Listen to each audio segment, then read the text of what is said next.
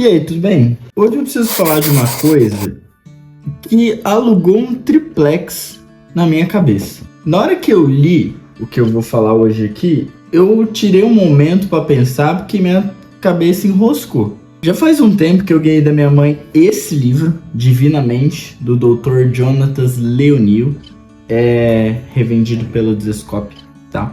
Vale muito a pena, inclusive, eu vou fazer um vídeo especificamente deste livro. A frase é a seguinte, nas palavras do escritor do livro: aqui penso que haja um grande desafio para nossa compreensão. Cristo não veio nos libertar da nossa humanidade, mas libertar a própria humanidade. Cristo não veio nos libertar das nossas emoções, mas libertar nossas emoções para cumprirem o propósito de Deus. Portanto, ele veio nos fazer seres humanos como os humanos são de verdade. Na hora que eu vi isso, eu tentei e fiquei tentando entender. E eu fiquei relendo essa frase, cara, 1000 vezes, tentando achar algum sentido, porque na minha cabeça fez muito sentido, mas eu queria entender o porquê. Quando eu fui para a palavra, é simplesmente óbvio, muito óbvio. Só que eu nunca tinha parado para pensar nisso. Se você estudar o Gênesis, a criação, você vê que Deus visitava Adão e Eva, que ele tinha um relacionamento. E cara, não tinha nada que dividia os seres humanos, Adão e Eva, de Deus. Cara, Deus visitava o jardim, eles viam Deus face a face, eles conversavam com Deus face a face. Gênesis 1, do versículo 26 a 28, você vai ver que Deus nos criou, a Trindade nos criou para sermos semelhantes dele. E aí que eu comecei a entender o que esse cara estava falando no livro. Se você pensar, o ser humano não era um caos antes do pecado. Tudo bem que o ser humano tomou a decisão do pecado? Sim, era uma possibilidade. Mas o ser humano em si não era mau. Ele era bom. Por quê? Porque ele foi feito à imagem e semelhança de Deus. Esse era o plano de Deus. Era um ser a qual Deus queria se relacionar. Então, se você for pensar, o ser humano é muito incrível.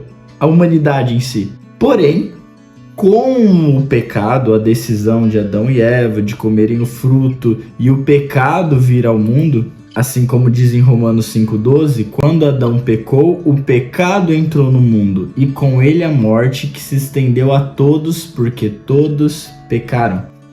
Então, a partir deste momento, é um divisor de água na história da humanidade. A partir de agora, o pecado entrou na humanidade, o pecado entrou no mundo e o pecado ele contamina tudo que ele toca. Então agora, por conta do pecado em nós, a humanidade se tornou cruel. Em nenhum momento aqui eu quis dizer que nós, seres humanos, somos pessoas incríveis. Até porque em Jeremias 17, no versículo 9, o próprio Deus diz: coração humano é mais enganoso que qualquer coisa e é extremamente perverso. Quem sabe de fato o quanto é mal? Nós somos maus, sim. Fato. Isso é um fato que nós precisamos ter certeza. Nós somos maus. O pecado está em nós, nós somos contaminados pelo pecado e tudo que nós pensamos, imaginamos, criamos e fazemos está contaminado com o pecado. Então agora somos completamente maus, porque estamos atrelados ao pecado. Só que a humanidade não foi criada dessa forma. Então, na verdade, a humanidade em si sempre foi boa, mas ela foi contaminada. Fica muito mais claro você entender o sacrifício de Cristo. Em Romanos 12, no versículo 2, diz assim: não imitem o comportamento e os costumes deste mundo, mas deixem que Deus os transforme por meio de uma mudança em seu modo de pensar, a fim de que experimentem a boa, agradável e perfeita vontade de Deus para vocês. E qual que é essa vontade? Simples, leia João 17:3, que diz: e a vida eterna é isto, conhecer a ti, o único Deus verdadeiro, e a Jesus Cristo, a quem enviaste ao mundo. Cristo, ele veio para libertar a humanidade do pecado, mas ele não veio para arrancar a humanidade de nós. Ele veio para mostrar o verdadeiro significado da humanidade. Cara, isso é muito óbvio e muito simples, mas eu nunca tinha parado para entender isso de fato de uma maneira tão clara, sabe? Jesus era o único que ainda tinha uma ligação com Deus. Se nós somos feitos à imagem e semelhança de Deus, nossa mente, nossa alma, nosso coração era conectado a Deus, sabe? E Jesus era o único que ainda tinha essa conexão de mente, de coração, de alma. E é por isso que em Romanos fala que nós precisamos de uma renovação na nossa mente, para que a nossa mente, também nosso coração e alma, estejam reconectados com o Criador. E é por isso que Jesus morreu no nosso lugar, para que nós pudéssemos viver a vida que era dele. E agora nós podemos estar de novo conectados ao Criador, mais uma vez ser imagem e semelhança dele. E é para isso que a humanidade foi criada, para conhecer a Deus, para adorá-lo, para ter relacionamento com ele. E apesar de ser uma coisa tão simples e até óbvio, quando você para pensar, é um negócio muito profundo, de que tipo, nós seres humanos tínhamos um propósito divino, porque nós somos feitos à imagem e semelhança de Deus. E não estou dizendo que nós somos igual a Deus, não é isso que eu estou dizendo. Mas Deus tinha um propósito lindo e genuíno para nós. E ainda tem. E através de Cristo nós podemos voltar a ter esse propósito. Então, se você é uma pessoa que talvez nesse momento da sua vida você pense: Lucas, eu não tenho propósito nenhum.